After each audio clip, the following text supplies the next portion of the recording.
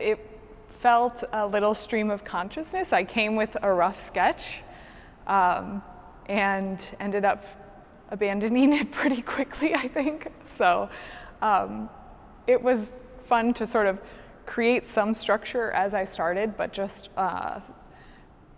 let kind of work more intuitively and work with the lexicon of like the images that I'm drawn to.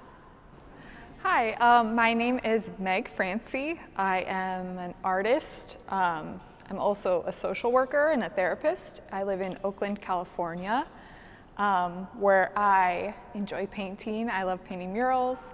I also do a lot of printmaking. I run a small press with my partner, Erin Gonzalez, called Floss Editions, where we do risograph printing. So we make a lot of books, publications, and prints. When I first heard the prompt blue, I was excited by it, and my interpretation of it was, I thought of like colors straight out of the tube. You know, like you can learn color theory and you can learn how to mix colors using different materials or using different types of paint. And blue, almost the harshness of that felt like out of the tube color, which reminded me a lot of the way I like to work, the way I work with printmaking and risograph printing.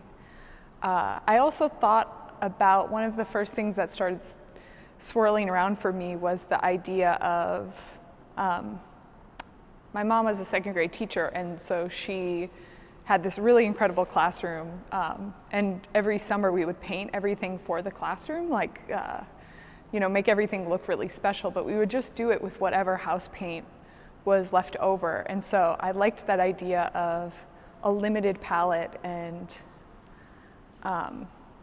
kind of like working with what you have and sort of the clunkiness of blue or of red or of like these more primary accessible colors, which is why I actually ended up, my first piece for it was to make this chair in partnership with a friend, Haley Chen, who built it for me.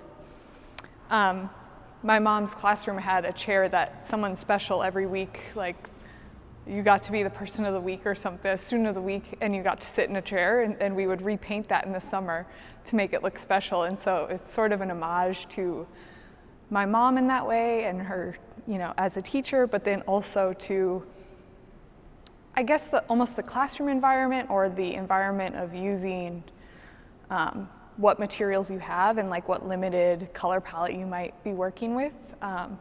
So thinking of blue as sort of a constraint in that direction, but also of celebrating, you know, like the Crayola colors or the, you know, colors that you painted your house or that you painted some piece of furniture and you have all of this extra paint for. So using that as a starting point led to the larger piece, them sort of building off of each other.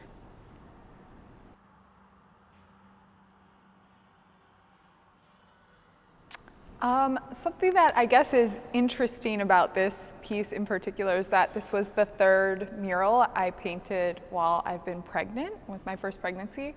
So I feel like it's going to have been a memorable experience, and I'm excited. It was fun to like document along the way and imagine that I can show my child like the art that they made with me this time. And I also think in ways it influenced some of the imagery I was interested in and some of the ways I was just thinking about the forms in space.